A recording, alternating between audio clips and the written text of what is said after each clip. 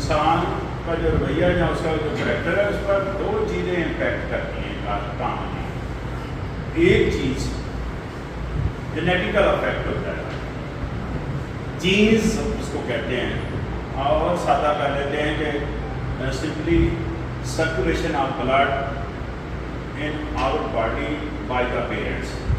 والدین سے جو ہمیں ہماری رگوں میں جو خون گھوم رہا ہے وہ بھی ہمارے اندر کریکٹر شفٹ کرتا ہے، ہمارے اندر رویے شفٹ کرتا ہے. جس طرح بیماریاں شفٹ ہوتی ہیں آپ کے سامنے، یہ تو بڑا آسانی سے سب کو پتہ چل جاتا ہے کہ بیماریاں شفٹ ہوتی ہیں، ہمارا کریکٹر بھی اسی طرح شفٹ ہوتے ہیں، انسانی رویے بھی اسی طرح شفٹ ہوتے ہیں. اور دوسرا امپیکٹ انوائرمنٹ کا ہوتا ہے، ماحول جس کو کہتے ہیں، ماحول کا بہت امپیکٹ ہوتا ہے انسانی رویے پر، انسانی کریکٹر پر، کہ وہ اس انسان نے کس ماحول میں پرورش پائی ہے، وہ اس انسان نے اسکولیں کہاں سے لی ہے، اس انسان نے کہاں پر وہ اس کی ڈیوٹی پلیس ہے، یعنی کہاں پر وہ کام کر رہا ہے. یہ ساری چیزیں انسانی رویے پر، انسانی کریکٹر پر امپیکٹ رکھتی ہیں. اگر ہم جنا جینس کی بات کریں، جینس کی، تو ظاہر ہے آپ کو پتہ ہے، مجھے پتہ ہے کہ یہ چیزیں شفٹ ہوتی رہتی ہیں، اور اس کا ادراک شعور سمجھ اگر نہ بھی ہو ہمیں، تو بیماریاں جو ہمیں شفٹ ہو رہی ہوتی ہیں اس کی شکل میں ہمیں پتہ چل جاتا ہے کہ یہ جناب والدین سے بیماری ملی ہے. ایسا کہتے ہیں کہ نہیں؟ تو اسی طرح ہم جناب دو طرح کا ٹریک بن رہا ہے ہمارے پاس. ایک ٹریک تو ہمارے پاس اسٹینڈ کر رہا ہے پہلے سے، جو کہ والدین کی طرف سے ہے نا، اور دوسرا ٹریک انوائرمنٹ کا ہے. تو ہم دونوں کو دیکھ لیتے ہیں کہ دونوں کا کس طرح ہماری لائف پر امپیکٹ ہے، ہمارے کریکٹر پر امپیکٹ ہے، ہمارے رویے پر امپیکٹ ہے. یہ دیکھیے، میں ماحول کی بات کروں تو اب آپ کے سامنے اگر کوئی چیز چھوٹی ہے ہمیں اس کا احساس ہوتا ہے. اگر کوئی چیز سونگتے ہیں ہم تو اس کا احساس ہوتا ہے. اگر کوئی چیز جناب زبان پر لاتے ہیں اس کا احساس ہوتا ہے. اسی طرح آنکھوں سے کوئی چیز دیکھتے ہیں اس کا احساس ہوتا ہے. اسی طرح کانوں سے کوئی چیز سنتے ہیں تو اس کا احساس ہوتا ہے کہ نہیں؟ بڑے گیٹ وے تو آنکھیں اور کان ہیں، دوسری چیزیں تو یہ چھوٹے گیٹ وے ہیں، ہے نا. تو آپ کانوں سے کوئی چیز انٹیک کر رہے ہیں، کانوں سے کوئی چیز انٹیک کر رہے ہیں، یا آنکھوں سے کوئی چیز دیکھ رہے ہیں، تو ڈائریکٹ ایک میسج بنتا ہے اور میسج ہمارے دماغ کو جاتا ہے. دماغ میں کیا ہوتا ہے؟ Chemical reaction. اس کے نتیجے میں کیا ہوتا ہے؟ ایک فلم بنتی ہے، ایک امیج بنتا ہے، اس کے نتیجے میں ہماری سوچ ڈیولپ ہوتی ہے. اس کے نتیجے میں کیا چیز ڈیولپ ہوتی ہے؟ سوچ. دیکھیے بڑی سادہ سی بات ہے کہ آپ نے کانوں کے ذریعے یا آنکھوں کے ذریعے کوئی چیز بری دیکھی، آنکھوں کے ذریعے کوئی چیز بری دیکھی یا کانوں کے ذریعے کوئی چیز بری سنی، تو ظاہر ہے ہم نے جو انٹیک کیا وہ فوری طور پر دماغ ہمارے کو میسج دے گا، دماغ میں کیمیکل ریئیکشن ہوں گے، اس کے نتیجے میں فلم بنے گی، اس کے نتیجے میں ہماری سوچ منفی ہو جائے گی. ہوتی ہے منفی کہ نہیں؟ سائنس نے ثابت کر دیا. اب تو عام لے مین بھی ثابت کر سکتا ہے کہ ایک دم آپ کو بری بات کہوں میں یا کوئی گالی گلوچ دوں تو آپ کے اوپر، آپ کے چہرے پر غصہ دیکھنے والا ہوتا ہے. ایسا ہوتا ہے کہ نہیں؟ تو ویسے تھوڑا غصہ آ گیا، ظاہر ہے اس گالی گلوچ نے، اس بری بات نے کانوں کے ذریعے انٹیک کیا، کیمیکل ریئیکشن ہوئے، میسج پہنچے دماغ کو، کیمیکل ریئیکشن ہوئے، فوری طور پر فلم بنی ہے، فوری طور پر ہمارا ایک سوچ ڈیولپ ہوئی ہے جس کے نتیجے میں ہمارے چہرے پر غصہ نظر آ رہا ہے.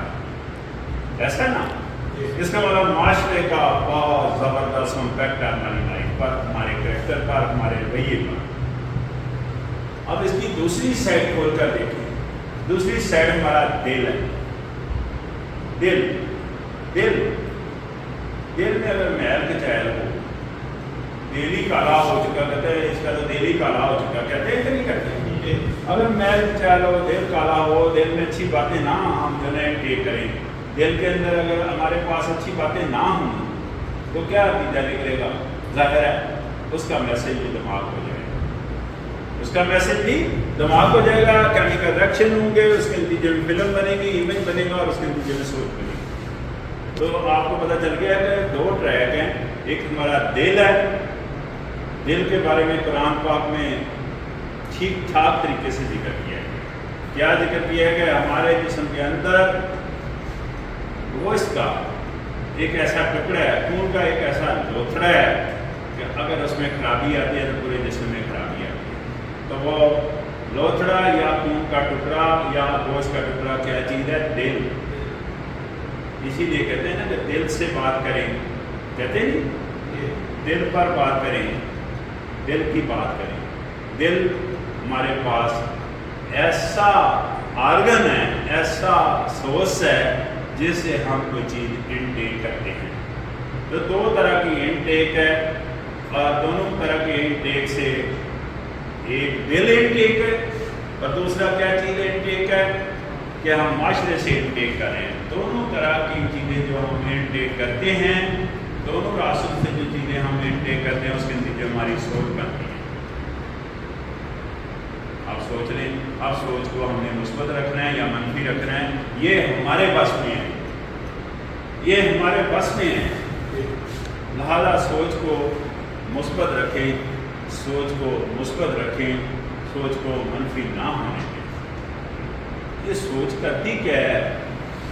سوچ کمانڈ کرتی ہے ہماری گفتگو کا، یہ جو گفتگو، یہ جو میں بول رہا ہوں، اس پر سوچ ہماری کمانڈ کر رہی ہے، اور ہم جو بول رہے ہوتے ہیں وہ کس پر کمانڈ کرتے ہیں؟ ہمارے رویے پر، اور رویہ کس پر کمانڈ کرتا ہے؟ پورے معاشرے پر۔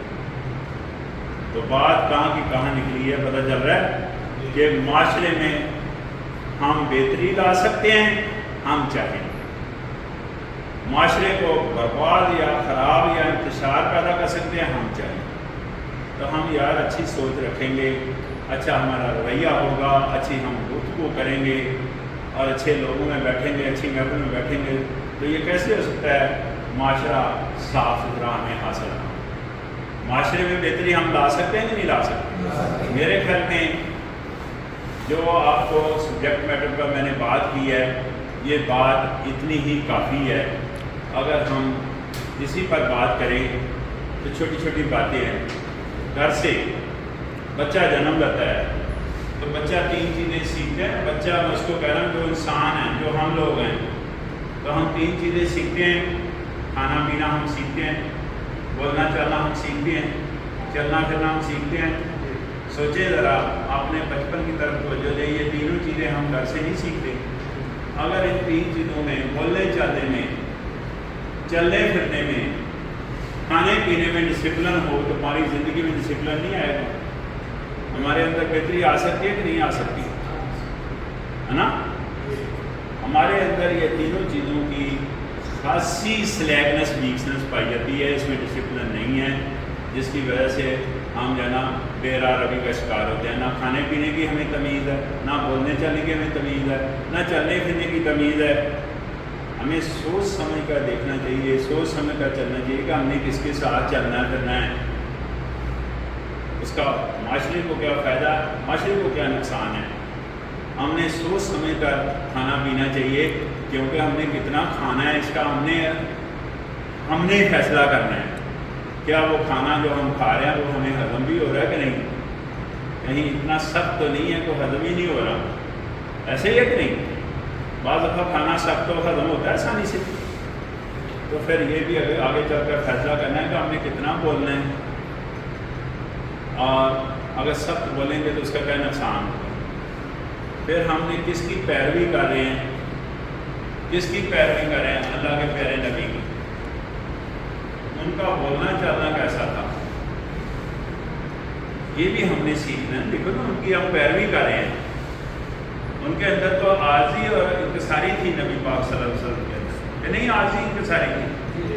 تو اگر ہم باخدا ہم صرف عاجزی انکساری کی اپنا لینا اپنی لائف میں، تو ہماری لائف بہت بہتر ہو سکتی ہے۔ عاجزی انکساری، یہ بہت بڑا سبجیکٹ ہے، اور سب سے زیادہ عاجزی انکساری نبی پاک صلی اللہ علیہ وسلم نے پائی، اور سب سے ہائیسٹ پوائنٹ تھا ان کے اندر بھی عاجزی اور انکساری کا۔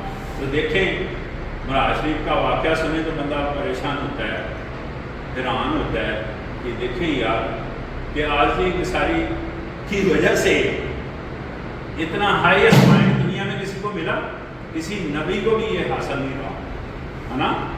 اور بات وہاں بھی عاجزی اور انکساری کی ہوئی، بات عاجزی اور انکساری کی، اسی وجہ سے اولیاء کرام نے بھی اس کو پکڑا، عاجزی انکساری کو پکڑا، اور دنیا پوری میں چھا گئے ہیں۔ اولیاء کرام جس دین کی ہم نے پیروی کرنی ہے اس کی پاسداری اولیاء کرام نے کی ہے، اور کیسے کیا؟ عاجزی اور انکساری سے۔ اولیاء کرام نے، لیکن آج لوگ کہتے ہیں کہ اس کو ماننا چاہیے نہیں ماننا چاہیے، بھائی